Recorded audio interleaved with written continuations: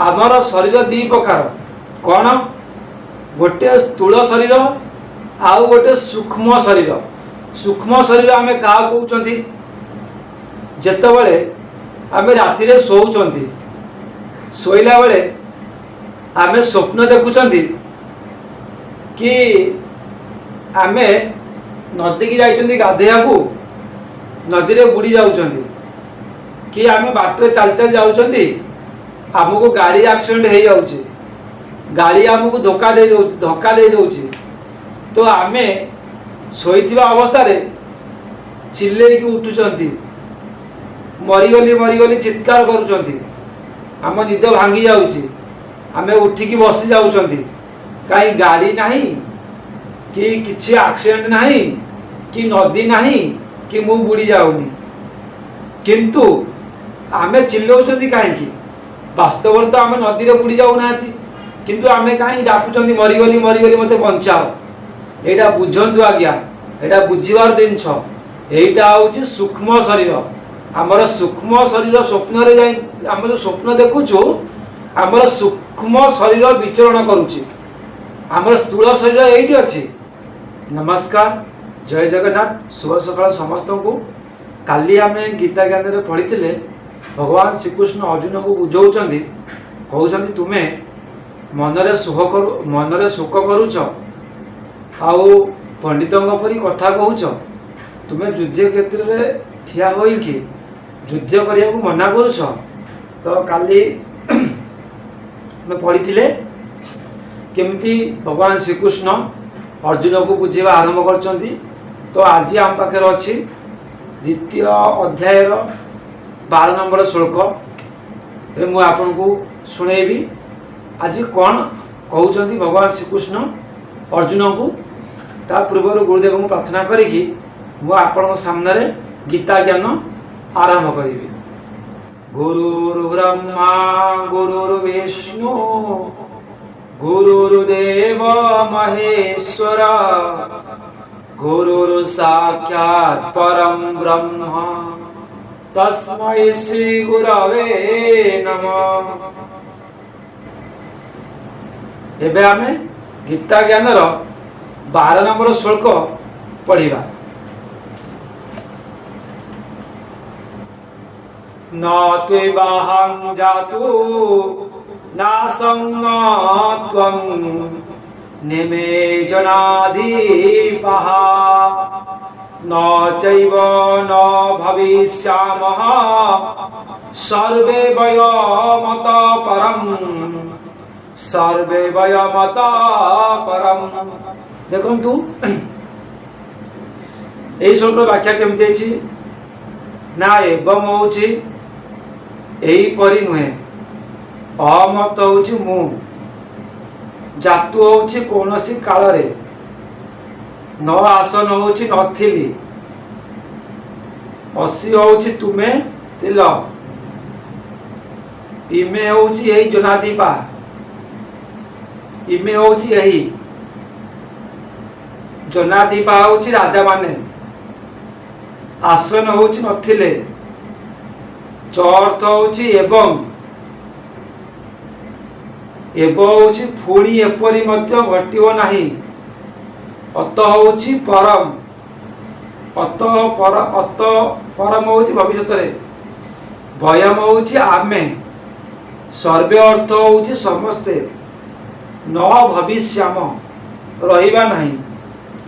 एपरि नुहे जे कौनसी काल रे मु नथिली कि तुमे नथिल अथवा ए राजा मान नथिले पुणी एपरि मध्य घटिबो नाही जे भविष्यत रे आमे समस्त रहिबा नाही। देखंतु भगवान श्रीकृष्ण बुझाउछन अर्जुन को एमिति कि आमे नथिले मु नथिली कि तुमे नथिल कि ए राजा मान नथिले पूर्वरु कि भविष्यत रे माने रहिबे नाही। देखंतु समस्त थिले पुणी समस्त रहिबे खाली आमरे शरीर त्याग हो जाउछि शरीर मर जाउछि आत्मा केबे मरुनी। तेणु करिकी जेमती तमे अछ जेमती मु अछि जेमती राजा मान अछंती से भविष्यत रे मध्य समस्त आमे रहिबा।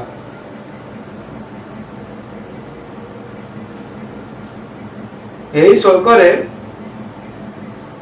ଭଗବାନଙ୍କର ବକ୍ତବ୍ୟର ଅଭିପ୍ରାୟ କ'ଣ ପ୍ରଶ୍ନ ଆସିଛି ନା ଏହି ଶ୍ଲୋକରେ ଭଗବାନ ଆତ୍ମ ରୂପରେ ସମସ୍ତଙ୍କ ନିତ୍ୟତା ସିଦ୍ଧ କରି ଜଣାଇ ଦେଉଛନ୍ତି ଯେ ତୁମେ ଯେଉଁମାନଙ୍କର ନାଶର ଆଶଙ୍କା କରୁଛ ସେମାନେ କିମ୍ବା ତୁମେ ଓ ଆମେ ଯେ କୌଣସି କାଳେ ନଥିଲେ ସେପରି ନୁହେଁ।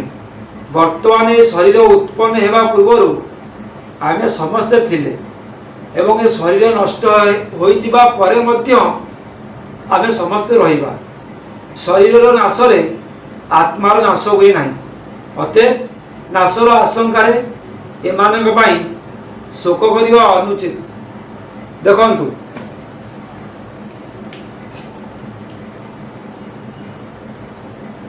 ଭଗବାନ ଶ୍ରୀକୃଷ୍ଣ କହୁଛନ୍ତି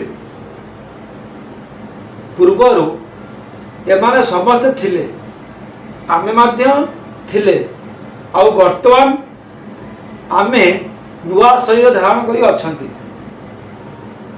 ଭବିଷ୍ୟତରେ ଆମେ ପୁଣି ଥିବା। କହୁଛନ୍ତି ଶରୀରର ନାଶରେ ଆତ୍ମାର ନାଶ ହୁଏ ନାହିଁ, ଖାଲି ଶରୀର ନଷ୍ଟ ହୋଇଯାଏ, ହେଲେ ଆତ୍ମା ସେମିତି ଥାଏ। ତ ତୁମେ ଯାହାକୁ ଦେଖୁଛ ସବୁ ଛିଡ଼ା ହୋଇଛନ୍ତି, ସମସ୍ତଙ୍କ ଶରୀର ମରିବ, ପୁଣି ନୂଆ ଶରୀର ସେମାନେ ପ୍ରବେଶ କରିବେ। ତେଣୁ କରିକି ଏମାନଙ୍କ ପାଇଁ ଦୁଃଖ କରିବା, ଶୋକ କରିବା କିଛି ବି ଆବଶ୍ୟକ ନାହିଁ। ତାପରେ 13 ନମ୍ବର ଶ୍ଲୋକ, ଆଜି ଦୁଇଟା ପଢ଼ିବା, 12 ଆଉ 13।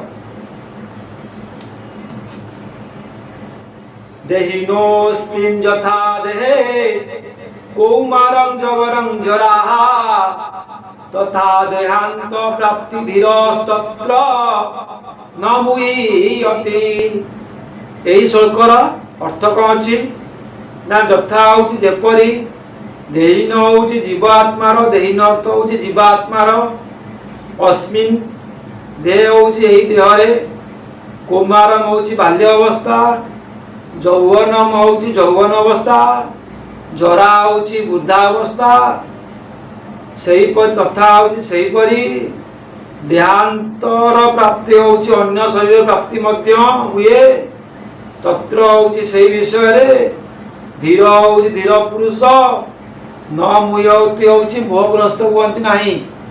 ଏହି ଶ୍ଲୋକର ସମ୍ପୂର୍ଣ୍ଣ ବ୍ୟାଖ୍ୟା କ'ଣ କରାଯାଇଛି ନା ଯେପରି ଏହି ଦେହରେ ଜୀବାତ୍ମାର ବାଲ୍ୟ ଅବସ୍ଥା, ଯୌବନ ଅବସ୍ଥା, ବୃଦ୍ଧା ଅବସ୍ଥା ହୋଇଥାଏ, ସେହିପରି ଅନ୍ୟ ଶରୀର ମଧ୍ୟ ପ୍ରାପ୍ତ ହୁଏ। ସେହି ବିଷୟରେ ଧୀର ପୁରୁଷ ମୋହଗ୍ରସ୍ତ ହୁଅନ୍ତି ନାହିଁ। ଭଗବାନ ଶ୍ରୀକୃଷ୍ଣ ଅର୍ଜୁନଙ୍କୁ କେମିତି ବୁଝାଉଛନ୍ତି ଦେଖନ୍ତୁ। ଗୋଟେ ଜୀବାତ୍ମାର ଗୋଟେ ଶରୀରର ଆମମାନଙ୍କର ପ୍ରଥମେ ଆସେ କ'ଣ କୌମାର ଅବସ୍ଥା, କୁମାର ଅବସ୍ଥା, ତାପରେ ଆସେ ଯୌବନ ଅବସ୍ଥା, ତାପରେ ଆସେ ବୃଦ୍ଧ ଅବସ୍ଥା, ତାପରେ ଆସେ ମୃତ୍ୟୁ, ପୁଣି ଆସେ ପୁଣି ଆମର ଜନ୍ମ ହୁଏ ମରିଗଲା ପରେ, ପୁଣି କୌମାର ଅବସ୍ଥା, ପୁଣି ଯୌବନ ଅବସ୍ଥା। ଇଏ ଗୋଟେ ଶରୀରର ଚକ୍ର, ମାନେ ଆତ୍ମା ମରିବନି, ଆତ୍ମା ସ୍ଥିର, ଶରୀର ହେଉଛି ପରିବର୍ତ୍ତନଶୀଳ। ଗୋଟେ ଶରୀର ଯିବ, ଆଉ ଗୋଟେ ଶରୀର ଆସିବ, ପୁଣି ଗୋଟେ ଶରୀର ଯିବ, ଆଉ ଗୋଟେ ଶରୀର ଆସିବ। ସେଇ କଥା ଭଗବାନ ଶ୍ରୀକୃଷ୍ଣ କହୁଛନ୍ତି। ତ ଏଇ ଯେଉଁ ଚକ୍ରକୁ ଧୀର ପୁରୁଷମାନେ ବୁଝିପାରନ୍ତି, ଯେଉଁମାନଙ୍କର ମତି ସ୍ଥିର, ସେମାନେ କେବେ ମୋହଗ୍ରସ୍ତ ହୁଅନ୍ତି ନାହିଁ। ତାପରେ କ'ଣ ହେଇଛି ପ୍ରଶ୍ନ କ'ଣ ନା ଏହି ଶ୍ଲୋକରେ ଭଗବାନଙ୍କ କଥାର ଅଭିପ୍ରାୟ କ'ଣ ନା ଆତ୍ମାକୁ ବିଚାରଶୀଳ ବୋଲି ଭାବିକି ଏକ ଶରୀରରୁ ଅନ୍ୟ ଶରୀରକୁ ଯିବା ଆସିବା କରିବା ସମୟରେ ତାକୁ କଷ୍ଟ ହେଉଥିବ ବୋଲି ଆଶଙ୍କା କରି ଅଜ୍ଞାନୀମାନେ ଯେଉଁ ଶୋକ କରନ୍ତି ତାହାକୁ ଭଗବାନ ଏଠାରେ ଅନୁଚିତ ବୋଲି କହୁଛନ୍ତି। ଦେଖନ୍ତୁ, ଏଠି କହୁଛନ୍ତି ନା ଆତ୍ମା ବିକାରଶୀଳ ବୋଲି ଭାବିକି ଆତ୍ମା ଗୋଟେ ଶରୀରରୁ ଅନ୍ୟ ଶରୀରକୁ ଯିବା ସମୟରେ ତାକୁ କଷ୍ଟ ହେବ ବୋଲି ଭାବିକି ଯେଉଁମାନେ ମୋହଗ୍ରସ୍ତ ହୁଅନ୍ତି ସେମାନେ ହେଉଛନ୍ତି ବୋକା, ଅଜ୍ଞାନୀ। ତାହାକୁ ଭଗବାନ ଏଠାରେ ଅନୁଚିତ ବୋଲି କହିଛନ୍ତି। ଭଗବାନ କହୁଛନ୍ତି ଯେପରି ବାଲ୍ୟ, ଯୌବନ, ବୃଦ୍ଧ ଅବସ୍ଥାରେ ଆତ୍ମାର भगवान कहते जपरी बाल्य यौवन और वृद्ध अवस्था वास्तव में आत्मार हुए ना, स्थूल शरीर ही होता है, अथच आत्मा उपरे से सब आरोप करा जाए। सेहीपरि आत्मार वास्तव में एक शरीर अन्य शरीर को जीवा आसवा हुए ना, सूक्ष्म शरीर ही जीवा आसवा हुए, अथच ताकू आत्मा उपरे आरोप कुआ जाए। देखंतु केते गुड़ रहस्य। आमर शरीर दी प्रकार कौन, गोटे स्थूल शरीर आउ गोटे सूक्ष्म शरीर। सूक्ष्म शरीर आमे क्या कहते, जितेबले आमे राति शोचंती, शोला बेले आमे स्वप्न देखुंती कि आमे नदी की जाइछंती गाधेया को, नदी रे बुड़ी जाउछंती, कि आमे बाटरे चल चल जाउछंती, आमको गाड़ी एक्सीडेंट हो जाउछि, गाड़ी आमको धोखा दे दउछि, तो आमे शोइथिबा अवस्था रे चिल्ले की उठुछंती, मरीगली चित्कार करुछंती, आम निद भांगी जाउछि, आमे उठिकी बसी जाउछंती, कहीं गाड़ी नहीं कि किछि एक्सीडेंट नहीं कि नदी नहीं कि मु बुड़ी जाउनी, किंतु आमे चिल्लाउछंती कहीं, वास्तव में तो आमे नदी रे बुड़ी जाउना, किंतु आमे कहीं डाकुछंती मरीगली मते बंचाओ। एटा बुझंतु आज्ञा, एटा बुझिबार जिनिष, एटा होछि सूक्ष्म शरीर। आमर सूक्ष्म शरीर स्वप्न रे जाई, आम जो स्वप्न देखुछु आमर सूक्ष्म शरीर विचरण करुछि, आमर स्थूल शरीर एठी अछि, आम एठी शोइछंती घर भितर, किंतु आमर सूक्ष्म शरीर बाहर बुलाबुली करुछि।